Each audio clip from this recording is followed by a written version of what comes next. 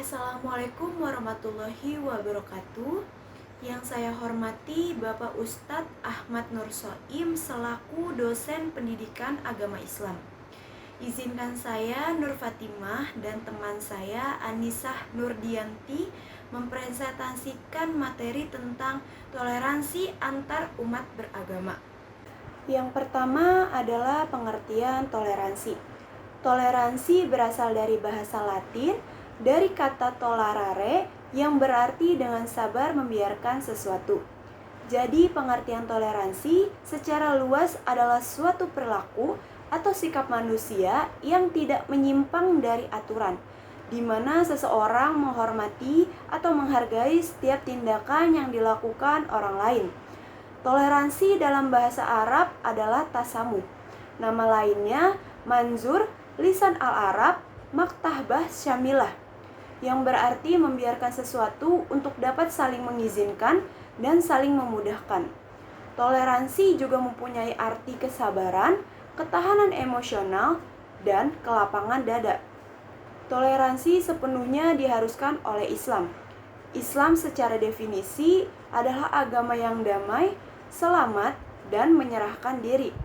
Definisi Islam seperti demikian sering sekali dirumuskan dengan istilah Islam adalah rahmatan lil alamin, agama yang mengayomi seluruh alam. Artinya, Islam selalu menawarkan dialog dan toleransi dalam bentuk saling menghormati, bukan memaksa.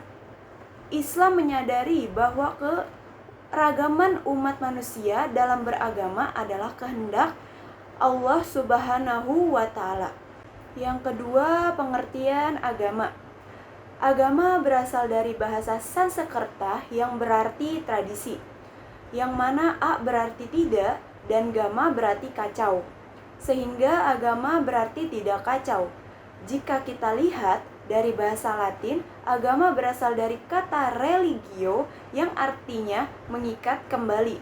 Maksudnya adalah seseorang mengikat dirinya kepada Tuhan. Agama menurut Kamus Besar Bahasa Indonesia adalah sistem yang mengatur tata keimanan atau kepercayaan dan peribadatan kepada Tuhan yang Maha Kuasa serta tata kaidah yang berhubungan dengan pergaulan manusia dan sekitarnya. Selanjutnya ada contoh toleransi umat beragama, yaitu ada contoh perwujudan dan contoh pelaksanaan. Yang pertama, contoh perwujudan toleransi beragama. 1. Memahami setiap perbedaan. 2. Sikap saling tolong-menolong antar sesama umat yang tidak membedakan suku, agama, budaya maupun ras.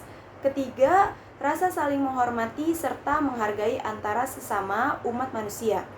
Yang kedua, ada contoh pelaksanaan toleransi beragama. 1. Memperbaiki tempat-tempat umum. 2. Kerja bakti membersihkan jalan desa. 3. Membantu korban kecelakaan lalu lintas. 4. Menolong orang yang terkena musibah atau bencana alam. Selanjutnya, memahami mengapa harus ada agama yang berbeda-beda. Manusia mencari Tuhan dengan cara yang berbeda. Perbedaan itu adalah hal yang baik karena membawa kekayaan pengalaman hidup. Dengan perbedaan itulah timbullah rasa toleransi dan saling menghargai. Agama tumbuh bersama peradaban, jadi sudah ribuan tahun agama bersama manusia. Beragam peradaban di dunia, kebiasaan dan cara hidup yang berbeda-beda. Itulah yang membuat manusia memiliki agama yang berbeda-beda pula. Agama adalah kumpulan ajaran yang diwariskan sepanjang sejarah peradaban manusia. Menurut ilmu pengetahuan, sangat berperan penting dalam kehidupan manusia. Sebelum ilmu pengetahuan berkembang, agama memegang peran penting dalam menjawab persoalan alam dan kehidupan manusia. Jadi, munculnya berbagai macam agama itu adalah jawaban terhadap beragam persoalan hidup kita. Ada keberagaman agama di dunia karena setiap manusia memiliki keingintahuan yang berbeda. Maksudnya adalah tidak ada satu jawaban yang pasti tentang masalah-masalah alam semesta dan kehidupan.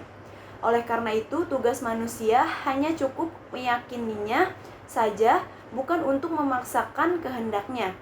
Jika kita saling menghormati pilihan orang, maka agama tidak boleh dipaksakan menjadi hanya satu.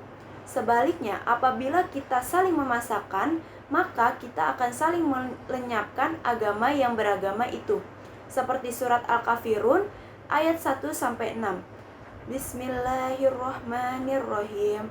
Qul ya ayyuhal kafirun la a'budu ma ta'budun wala antum abiduna ma a'bud wala ana abidu ma abattum wala antum abiduna ma a'bud lakum dinukum waliyadin.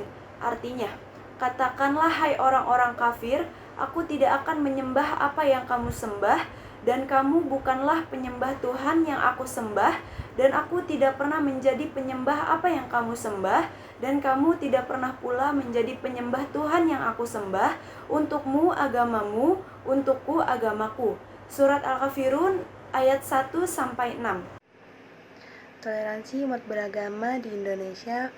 Pandangan ini muncul di latar belakangi oleh semakin melucunya hubungan antara umat beragama di Indonesia.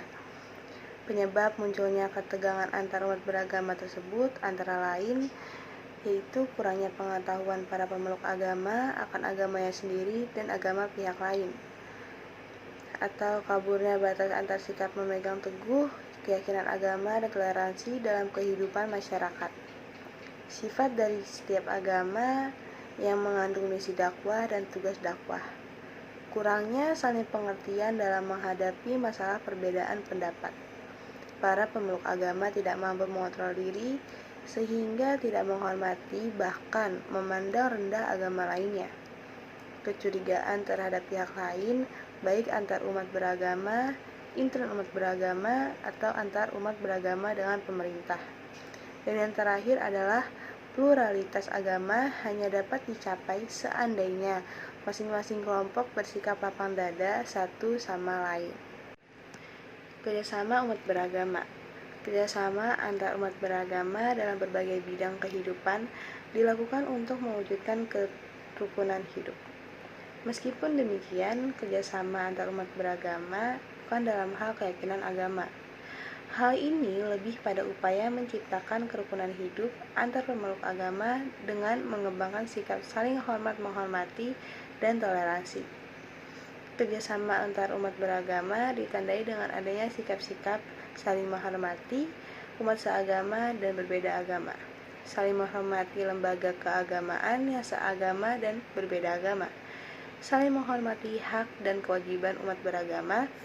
Kerjasama umat beragama yaitu hubungan sesama umat beragama yang dilandasi dengan toleransi, saling pengertian, saling menghormati, saling menghargai dalam kesetaraan pengalaman ajaran agamanya, dan kerjasama dalam kehidupan masyarakat dan bernegara. Umat beragama dan pemerintah harus melakukan upaya bersama dalam memelihara kerukunan umat beragama di bidang pelayanan, pengaturan, dan pemberdayaan. Upaya mewujudkan kerukunan umat beragama. Dalam hal ini, untuk menciptakan kerukunan umat beragama dapat dilakukan dengan cara-cara yaitu saling tenggang rasa, menghargai dan toleransi antar umat beragama, tidak memaksakan seseorang untuk memeluk agama tertentu, melaksanakan ibadah sesuai agamanya masing-masing, mematuhi peraturan keagamaan baik dalam agamanya maupun peraturan negara atau pemerintahan. Kerukunan antar umat beragama dapat terwujud dan senantiasa terpelihara apabila masing-masing umat beragama dapat mematuhi aturan-aturan yang diajarkan oleh agamanya masing-masing, serta mematuhi peraturan yang telah disahkan negara atau sebuah instansi pemerintahan. Selain itu, agar kerukunan hidup umat beragama dapat terwujud dan senantiasa terpelihara, perlu memperhatikan upaya-upaya yang mendorong terjadinya kerukunan secara mantap dalam bentuk apa aja sih? Ada yaitu memperkuat dasar-dasar kerukunan internal dan antar umat beragama, serta antar umat beragama dengan pemerintah. Membangun harmoni sosial dan persatuan nasional dalam bentuk upaya mendorong dan mengarahkan seluruh umat beragama untuk hidup rukun dalam bingkai teologi dan implementasi dalam menciptakan kebersamaan dan sikap toleransi. Berikutnya ada menciptakan suasana kehidupan beragama yang kondusif. Melakukan eksplorasi secara luas tentang pentingnya nilai-nilai kemanusiaan dari seluruh keyakinan plural umat manusia yang fungsinya dijadikan sebagai pedoman bersama untuk kehidupan sehari-hari. Yang kelima, menempatkan cinta dan kasih sayang dalam kehidupan umat beragama dengan cara menghilangkan rasa saling curiga terhadap pemeluk agama lainnya. Menyadari bahwa perbedaan adalah suatu realita dalam kehidupan bermasyarakat, oleh sebab itu, hendaknya hal ini dijadikan mozaik yang dapat memperindah fenomena kehidupan beragama. Landasan hidup toleransi dalam Islam. Adapun yang menjadi landasan toleransi dalam Islam adalah hadis Nabi yang menegaskan prinsip yang menyatakan bahwa Islam adalah agama yang lurus serta toleran. Allah dalam firman-Nya juga memberikan patokan toleransi bahwa Islam tidak melarang untuk membantu dan berhubungan baik dengan pemeluk agama lain dalam bentuk apapun, selama tidak berkaitan dengan masalah akidah dan ibadah mahdah atau ibadah wajib seperti sholat, puasa, haji, dan sebagainya. Konsep seperti ini telah dicontohkan oleh Rasulullah SAW. Bagaimana berkomunikasi secara baik dengan orang-orang atau umat non-muslim. Standar toleransi Islam.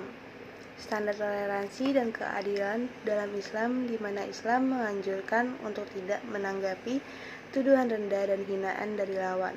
Karena dengan melakukan itu, maka akan membuat Islam sendiri menjadi kejam.